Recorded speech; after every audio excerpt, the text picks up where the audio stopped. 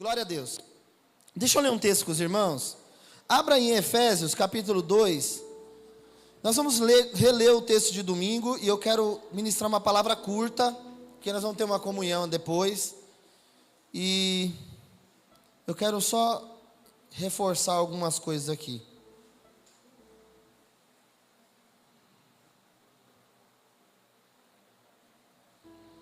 Abra em Efésios, capítulo 2, versículo 19 ao 22.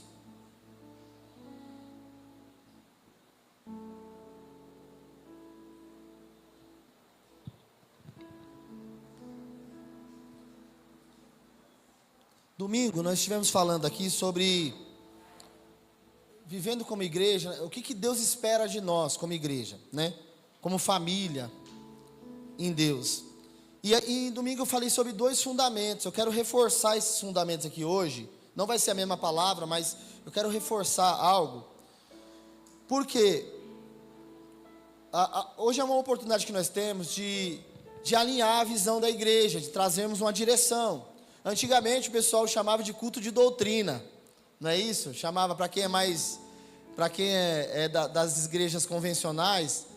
Eu era da Batista, então existia o culto de doutrina, era na quarta-feira o meu culto de doutrina. E ali o pastor usava para quê? Às vezes ele usava para poder dar direcionamentos com relação até a teologia da igreja e tudo mais.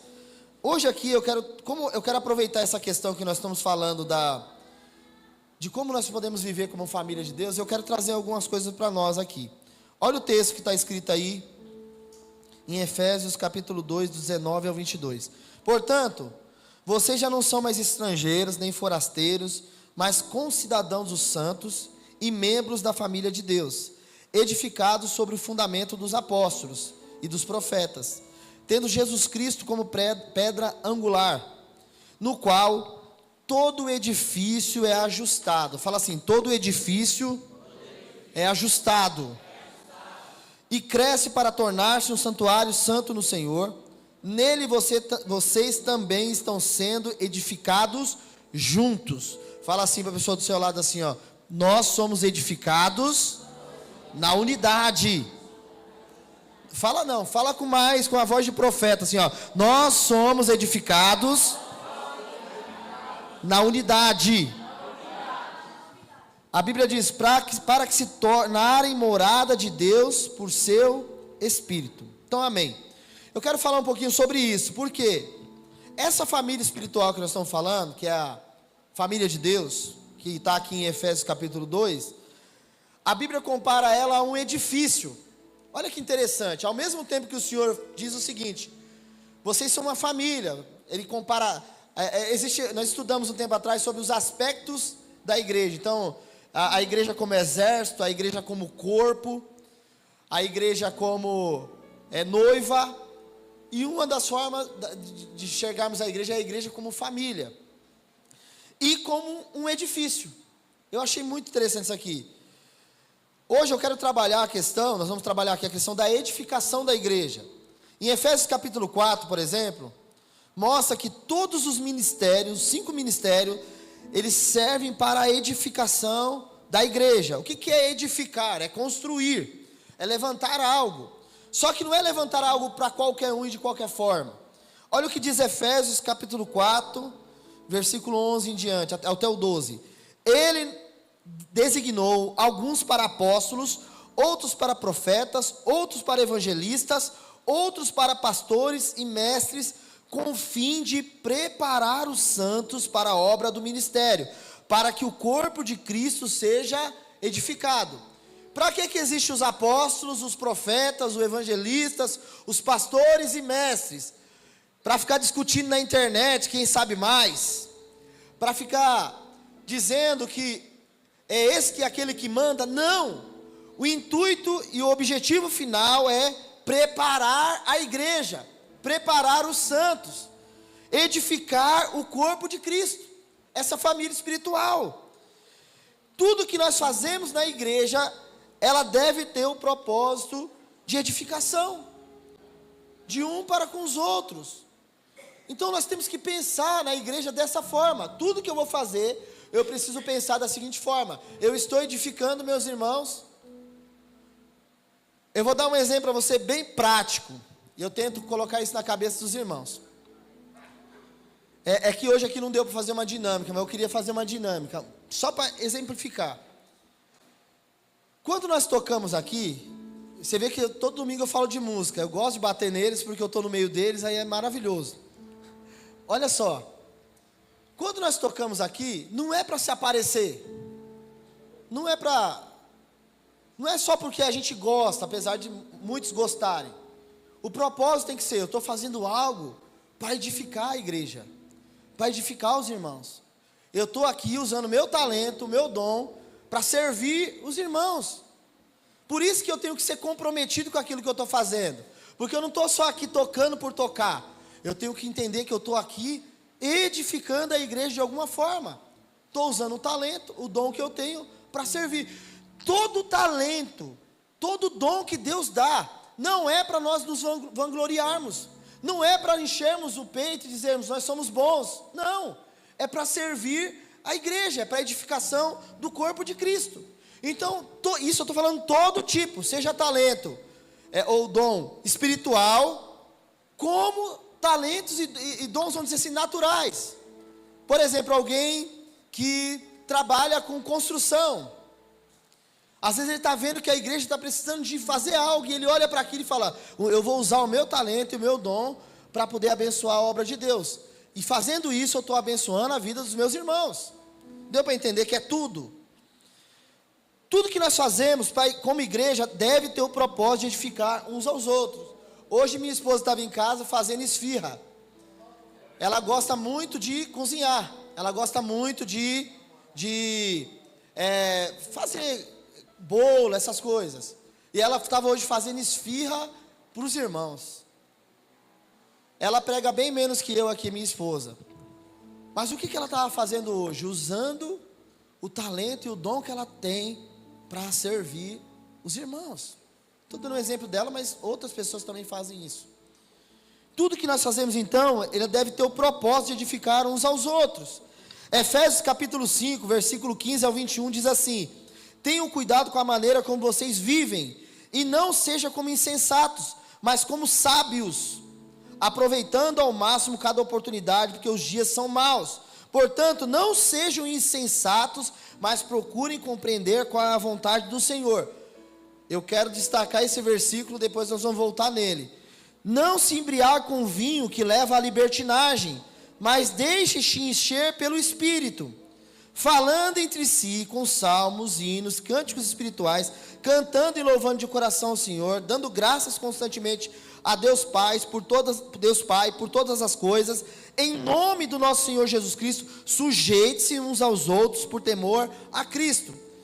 Quando eu estava lendo esse texto hoje, que eu estava fazendo essa ministração, eu falei, esse versículo 18, parece que ele está meio desconectado do restante, porque está falando ali da maneira de nós vivermos, que os dias são maus, e depois vai falar sobre hinos, cânticos espirituais, e do nada aparece o versículo 18 no meio, falando o seguinte: olha, não se embriaguem com vinho onde há contenda, ou onde leva a libertinagem, mas enchei-vos do Espírito. E aí eu fiz uma pergunta para o Senhor, falei: Senhor, por que esse versículo aparece no meio de como nós devemos viver, de que os dias são maus, de que nós devemos estar preparados, de que nós devemos ter temor ao lidar com os nossos irmãos? Sabe o que o Espírito Santo estava ministrando no meu coração? Ele falou assim: olha, vocês só vão conseguir viver isso se vocês se deixarem serem cheios do Espírito Santo. Nós não vamos conseguir viver como família de Deus, edificando a igreja de Deus, se nós não dermos liberdade para que o Espírito Santo controle todas as nossas ações, nos direcione o tempo todo. Sabe, você perguntar para o Espírito Santo: Senhor, isso que eu estou fazendo é correto? O que eu vou vestir? O que eu vou falar? O que eu estou postando na minha rede social? Isso está correto? E se você tiver um ouvido sensível à voz do Espírito Santo, você pode ter certeza, se estiver errado, Ele vai te falar, como Ele também vai te confirmar aquilo que está certo. É interessante, olha como que Deus é tremendo. nós fomos participar de uma oração na segunda-feira. A próxima segunda, a oração vai ser aqui no prédio da nossa igreja. O pessoal da Ibave Guacuri vai estar vindo para cá. E nós vamos estar fazendo um tempo aqui de sala de oração. Onde nós chegamos aqui, os louvores vai tocando aqui, e a gente vai orando, cantando, e Deus vai agindo. E eu estava lá, na segunda-feira eu estava orando, e daqui a pouco Deus falou algo no meu coração sobre... Eu não vou falar sobre isso, senão eu vou acabar com a ministração de algumas pessoas aí que vão ministrar depois. Mas Deus estava falando comigo: Cássio, o mundo não está esperando empresários. O mundo não está esperando que surja um político que vai resolver o problema. O mundo não está esperando uma banda. O mundo não está esperando uma mega igreja, no sentido de estruturada. Eu sei que eu falei isso domingo. O mundo está esperando manifestação dos filhos de Deus. A manifestação de filhos.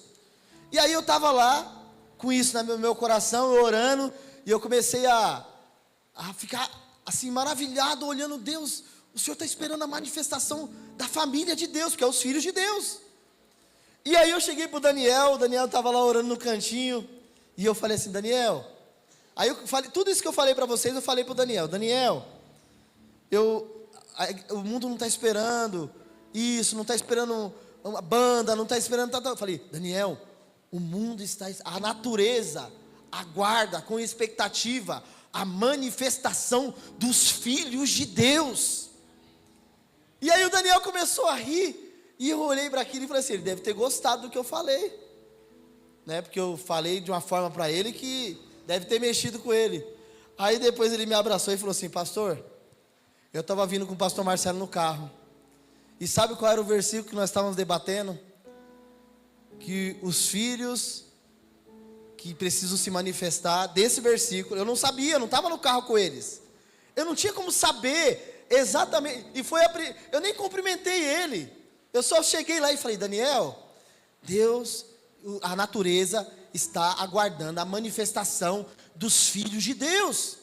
E aí ele começou a rir, depois ele me abraçou e falou: pastor, eu e o pastor Marcelo estávamos indo para cá, e dentro do carro nós estávamos debatendo exatamente esse versículo, e o pastor Marcelo estava explicando que isso, sobre esse versículo. Quando ele falou aquilo, eu fiquei pensando, falei: meu Deus, quando nós entendermos que o Espírito Santo quer edificar a tua igreja, Ele quer usar cada um de nós, Ele quer trabalhar na igreja, e quando você acordar, você vai ter, de repente você está com louvor na cabeça, sabe, Deus vai te dar um louvor, e você vai começar a cantar, e daqui a pouco Deus vai te fazer lembrar de um irmão, e aí você vai mandar o versículo, ou o louvor para aquele irmão: irmão, eu estava aqui orando de manhã, eu estava aqui eu passei o dia inteiro, eu pensei em você, e Deus me deu esse louvor aqui, porque a Bíblia fala aqui que nós devemos estar entre nós, com salmos, hinos, cânticos espirituais, cantando e louvando o Senhor de coração. Segunda-feira eu vim fazer um devocional aqui na igreja, e aí eu estou lendo Efésios capítulo 5, estava fazendo um devocional de Efésios, aí eu estou aqui lendo Efésios, daqui a pouco a Tina mandou: pastor, olha aí, dá uma olhada nisso aqui. Aí ela me mandou um trecho do livro, e o trecho do livro estava falando sobre o quê? Sobre Efésios capítulo 5, eu estava com a Bíblia aberta, eu tirei uma foto, mandei para ela, falei: olha, Tina, o que eu estou lendo aqui agora. Você pode olhar para isso e falar assim: é uma coincidência. Ou você pode olhar e falar: Senhor, o que o Senhor deseja é ter uma igreja que edifica um ao outro, com hinos, com cânticos, com salmos. O Senhor quer usar a igreja. Os ministérios estão para quê? Para edificar a igreja. Isso é tão maravilhoso, essa questão da edificação da igreja, que Jesus ele contou uma parábola que nos ensina muito sobre isso, sobre a questão de uma construção espiritual. Mateus capítulo 7, versículo 24 em diante, vai dizer assim: portanto, Quem ouve as minhas palavras e a pratica é como um homem prudente que construiu a sua casa sobre a rocha. Caiu a chuva, transbordaram os rios, sopraram os ventos e deram contra aquela casa. Ela não caiu, porque tinha seus alicerces na rocha. Mas quem ouve essas minhas palavras e não a pratica é como um insensato que construiu a sua casa sobre a areia. Caiu a chuva, transbordaram os rios, sopraram os ventos e deram contra aquela casa, e ela caiu, e foi grande a sua queda. Essa parábola, todo mundo que conhece a Bíblia já ouviu em algum momento. Nós já ensinamos às nossas crianças, nós já ensinamos, e todo mundo sabe isso aqui de cor. Só que às vezes nós não entendemos, não prestamos atenção no que Deus está falando conosco sobre edificação. A primeira coisa que eu posso ver nesse texto aqui, dessa parábola, eu já estou encerrando, já. Mas olha só, na edificação da igreja, nós precisaremos, de forma total, do auxílio do Espírito Santo. Para quê? Para que a gente possa ouvir a palavra e colocar ela em prática. Olha só, Tiago, capítulo 1, versículo 22 ao 25, vai dizer assim: sejam praticantes da palavra e não apenas ouvintes, enganando-se a si mesmo. Então a Bíblia compara o quê? Quem ouve a palavra e não pratica essa palavra, ele está simplesmente enganando a si mesmo. A continuação era: aquele que ouve a palavra, mas não a põe em prática, é semelhante a um homem que olha a sua face no espelho e depois de olhar para si mesmo, sai e logo se esquece da sua aparência. Por quê? Porque quando nós lemos a palavra, nós vemos aquilo que Deus deseja de nós. Quando você lê a palavra, o Senhor fala o que você deve ser. Tem uma frase de um pregador famoso aí que diz o seguinte: quando você lê a Bíblia, ela lê você. Olha como isso é sério. Quando nós lemos a Bíblia nos lê. Então é por isso que quando você começa a ler a palavra, você começa a ser confrontado. E aí nós vamos ter que tomar uma decisão. Nós vamos só ser ouvintes dessa palavra, ou nós vamos colocar essa palavra em prática? Porque a Bíblia diz que nós vamos ser que nem um homem que vai na frente do espelho, olha, vê a sua aparência, e depois ele sai, e quando ele sai, ele esquece quem ele é. Já viu pessoas assim? Pessoas que escutam o que Deus fala a respeito dela, escutam o que Deus está falando sobre a vida dela, sobre a família. Ela escuta ali, daqui a pouco quando ela sai, ela esquece o que Deus falou para ela. Aí ela desiste da família, desiste dos filhos, desiste, sabe? Esquece rapidamente do que foi falado. Não se apega àquela palavra e não põe ela em prática. A Bíblia diz que mais um homem que observa atentamente a lei e que traz a liberdade e persevera na prática dessa lei, não esquecendo o que ouviu, mas praticando, será feliz naquilo que fizer. Então você quer ser uma pessoa bem-sucedida, feliz, bem-aventurado? Ouça a palavra e coloque essa palavra em prática. O problema nosso não é conhecer a palavra. A Bíblia fala assim, ó, aquele que ouve a palavra e a pratica. Porque tem um monte de gente que ouve a palavra, mas na hora de praticar, não tem êxito. Se nós queremos edificar nossa casa espiritual e a família de Deus, nós temos que andar na verdade, na prática aquilo que eu ouço da palavra, então eu vou praticar. Aquilo que eu escuto da palavra no domingo, na célula, ou em qualquer outro lugar, está escrito, então eu vou viver isso. Todos nós queremos ser comparados a homens e mulheres prudentes. Porém, para isso, nós precisamos então ouvir e praticar a palavra. Você está entendendo isso? A diferença entre o inteligente e o sábio é essa, sabia? A diferença entre o inteligente e o sábio é o seguinte: o inteligente sabe muito. Qualquer coisa ele quer dar opinião, qualquer coisa ele quer falar, ele é muito inteligente. Só que ele só tem isso na mente dele. Na hora de colocar na prática, ele não coloca. O sábio não. O sábio, ele sabe de tudo aquilo e ele coloca na prática o ensinamento. Meu pai falou que não era para me fazer tal coisa. Então você, um jovem, uma criança, um adolescente sábio, eu não vou praticar tal coisa, porque meu pai me alertou. Meu pastor me alertou de tal coisa, então seria uma pessoa sábia e vou praticar aquilo que ele orientou. Às vezes o irmão mais velho que você, que está te orientando, olha, isso aqui eu tenho que ser, não adianta só ser inteligente. Nessa edificação espiritual nós precisamos ser resilientes. O que é ser resiliente? É você suportar a pressão. Nós teremos momentos difíceis, irmãos. Nós estamos ensinando sobre ser família em Deus, ser família de Cristo. Você acha que vai ser fácil? Não. Nós precisaremos ser perseverantes, com convicção, ser firmes no posicionamento, mesmo no meio das lutas. Olha que interessante. As duas casas que foi citada por Jesus na parábola, as duas passaram por ventos, as duas passaram por chuvas, as duas os rios transbordaram e deram contra a casa. As duas. Qual foi a diferença de uma e de outra? Uma delas estava firmada sobre a rocha. Olha que interessante. Ser crente, fazer parte da família de Deus, não nos isenta de passar por lutas. Há 4 anos atrás eu estava dentro de uma UTI, com tuberculose, sem saber se eu ia sair de lá ou não. Mas eu sou crente, sou pastor. Por que eu estava lá naquela situação? Quantas pessoas aí passam por lutas, mesmo sendo fiéis a Deus? Porque isso não nos isenta.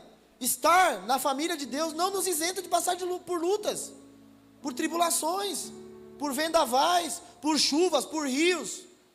Não nos isenta.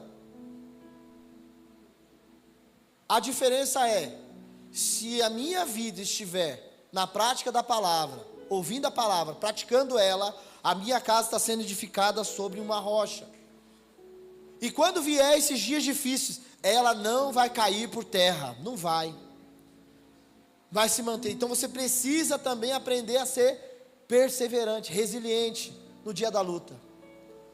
No dia em que ninguém vai conseguir te dar resposta. No dia que você vai orar e parece que o céu está de bronze. No dia que você está clamando e parece que a resposta não vem. Você vai ter que ser resiliente, perseverante. Aquela casa em cima da rocha recebeu rios, tempestade, vento, e ela permaneceu no mesmo lugar. Claro que é por causa do alicerce que ela tinha. E é por isso que eu e você, nós precisamos da ajuda do Espírito Santo, de Deus, para construir a nossa casa sobre a rocha. Tem dia que ninguém vai poder te ajudar. Tem dia que o seu líder pode te socorrer, o seu pastor pode te socorrer, a sua família natural, o seu marido, sua esposa pode socorrer, mas vai ter dia que nenhum deles vai poder te socorrer. E é nesse dia que você vai ter que estar perseverante, sabendo que a sua casa está edificada sobre a rocha. E pode vir um vento que vier, eu não vou ser abalado, porque eu se confio no Senhor. Serão como os montes de Sião, que não se abalam, mas permanecem para sempre. As pessoas vão olhar para você depois e falar assim: como você conseguiu? Você vai falar assim: pela ajuda do Espírito Santo de Deus. Jesus me ajudou nisso aqui, eu tenho hoje um testemunho para contar.